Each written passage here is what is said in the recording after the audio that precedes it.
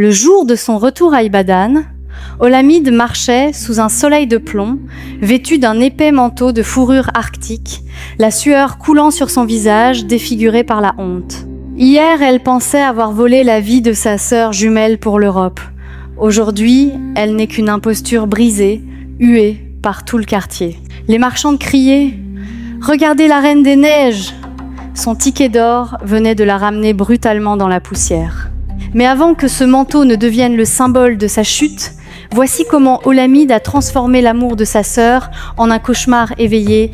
Dans la ville animée d'Ibadan, vivaient les jumelles Fijabi. Elles étaient identiques comme deux gouttes d'eau, mais leur cœur appartenait à deux mondes différents. Il y avait d'abord Olami Posi. Posi était l'âme de la maison. Infirmière à l'hôpital général, elle portait son uniforme blanc avec une fierté tranquille. Elle était celle qui massait les pieds de sa mère chaque soir et qui utilisait son petit salaire pour acheter les médicaments de son père. « Maman, bois cette soupe pimentée, le palu va fuir demain », disait-elle souvent. Pour Posi, la vie était faite de service, de prière et de simplicité. Elle était aimée de tout le quartier pour sa douceur. De l'autre côté, il y avait Olamide. Si Posi était l'eau fraîche, Olamide était du kérosène. Pour elle, le travail était une malédiction. Elle passait ses journées sur Instagram et TikTok, traquant la vie des célébrités et criant « Père, fais-le pour moi !» devant chaque photo de jet privé. Elle était une slay queen sans un kobo en poche, exigeant des perruques de luxe alors que le toit de la maison fuyait. Leur ressemblance physique était leur seul lien. Dans le silence, on ne pouvait les distinguer. Mais dès qu'elles ouvraient la bouche, le secret éclatait.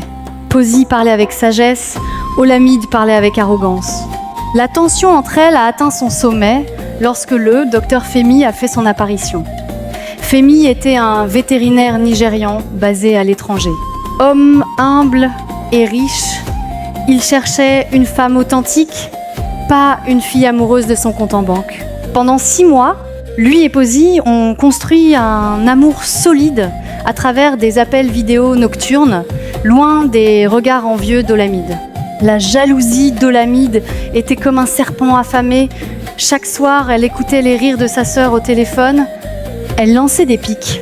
« Posi, tu parles à ce docteur depuis 6 mois et il ne t'a même pas envoyé d'iPhone 15. Tu es vraiment la reine des bêtes. » Posi répondait toujours avec le même calme. « L'amour ne se mesure pas au cadeau, ma sœur. Nous bâtissons un avenir. » Le ticket d'or est arrivé un mardi après-midi par DHL. À l'intérieur de l'enveloppe, un passeport, un billet d'avion pour le samedi suivant et une lettre de demande en mariage. Femi avait tout payé pour que Posi le rejoigne. En voyant le passeport, un démon s'est réveillé dans l'esprit d'Olamide. Elle regardait la photo. C'était le visage de Posi, mais c'était aussi le sien. Pourquoi cette villageoise de Posi irait-elle vivre en Europe, pensait-elle. Elle va juste passer son temps à cuisiner. C'est MOI qui suis faite pour la soft life. C'est moi qui mérite les dollars et la mode d'hiver. Le plan a été mis en place le vendredi soir. Olamide a joué la comédie de la sœur repentie. Posi, je suis désolée, laisse-moi te préparer un dernier dîner avant ton départ. Elle a préparé du riz jollof et du zobo frais, mais dans le verre de sa jumelle, elle a écrasé 4 puissants somnifères. Quelques minutes après avoir bu, Posi s'est effondrée. Sans remords, Olamide a traîné sa propre sœur jusqu'au vieux magasin d'Ignam au fond de la cour, l'a jetée sur une natte et a verrouillé le lourd cadenas.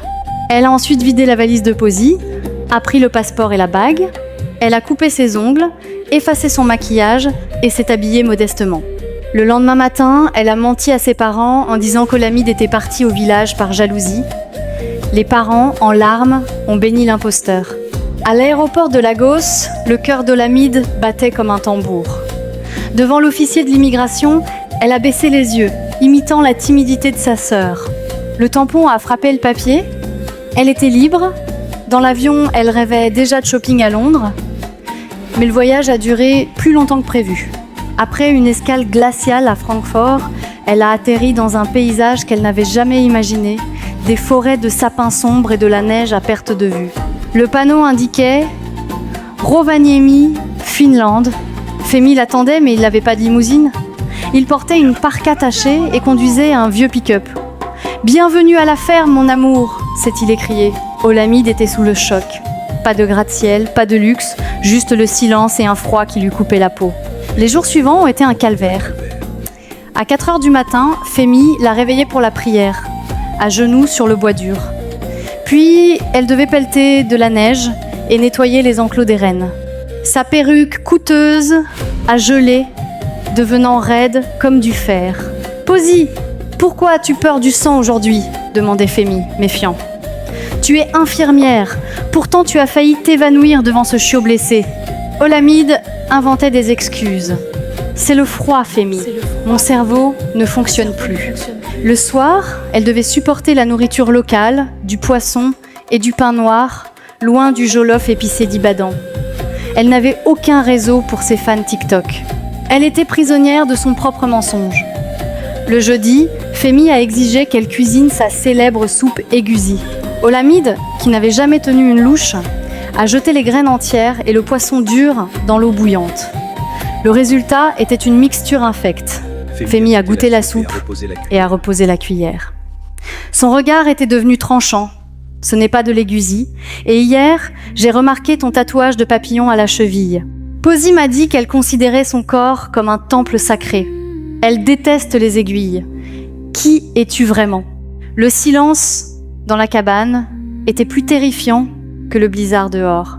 Olamide bégayait. « Femi, je peux expliquer. Je voulais te surprendre. » Mais à cet instant précis, le téléphone de Femi a vibré un email de la vraie Posy. Elle y expliquait comment elle avait été secourue par le gardien et comment sa sœur l'avait droguée. Elle joignait une photo d'elle devant le commissariat. Le secret était brisé. Femi s'est levée, sa présence remplissant la pièce. Tu pensais voler une vie de luxe, n'est-ce pas ? Tu pensais que je n'étais qu'un pauvre vétérinaire ? Olamide pleurait, agrippant ses jambes. Pardon, je peux changer. Je suis plus belle qu'elle. Tu ne sais rien de moi, a-t-il dit avec dégoût. Je suis l'héritier des Adédoyens de Lagos. Ma famille possède des banques et des flottes de navires. Je suis venue ici pour fuir les filles superficielles comme toi. Posy a passé chaque test. Toi, en 3 jours, tu as montré que tu n'étais qu'un déchet déguisé en or. Olamide a hurlé de désespoir. Elle venait de perdre un milliardaire en croyant voler un simple docteur. Femi l'a fait jeter dans un taxi pour l'aéroport, sans 1 centime, avec seulement ce manteau de fourrure qu'elle avait pris dans ses bagages. Le retour a été une descente aux enfers.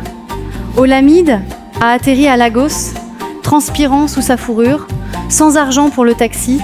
Elle a dû supplier un chauffeur de camion d'Ignam de la prendre à l'arrière. Quand elle est descendue du camion à Ibadan, couverte de poussière et de honte, tout le quartier l'attendait. Ses parents étaient là, le regard de pierre. Et à côté d'eux, Posy, radieuse et forte. « Maman ! Papa ! Pardonnez-moi !» a crié Olamide en rampant. Mais son père a reculé. « Une fille qui enterre sa sœur vivante n'est plus ma fille. » L'avocat de Femi s'est avancé. « Mal Olamide, nous avons les preuves de votre fraude et de l'enlèvement. Vous devriez être en cellule. » Posy a posé sa main sur le bras de l'avocat. « Ne la jetez pas en prison. Ce serait trop facile. Elle voulait la richesse sans effort. Elle aura le travail sans richesse. Le châtiment est tombé. Olamide a été condamnée par sa propre famille à travailler à la blanchisserie de l'hôpital. Chaque jour, elle devait frotter les draps ensanglantés et les uniformes sales de ses anciens collègues, les mains brûlées par le savon bas de gamme. Quelques semaines plus tard, un cortège de voitures blindées est arrivé. Femi, en grand boubou de soie, est venu chercher sa vraie fiancée. Il n'a même pas regardé Olamide, qui transpirait sur sa planche à laver. Il a emporté Posy vers une vie de reine à Abuja. Aujourd'hui, si vous passez à Ibadan, vous verrez peu être une femme qui porte parfois un vieux manteau de fourrure usé, même en pleine canicule. C'est Olamide. Elle a voulu prendre un raccourci vers la gloire, mais elle a fini dans la boue. La morale est simple. L'ombre ne pourra jamais devenir la lumière. Ce que Dieu a écrit pour vous, vous trouvera. Mais si vous tentez de voler la bénédiction d'un autre, elle se transformera en votre pire malédiction.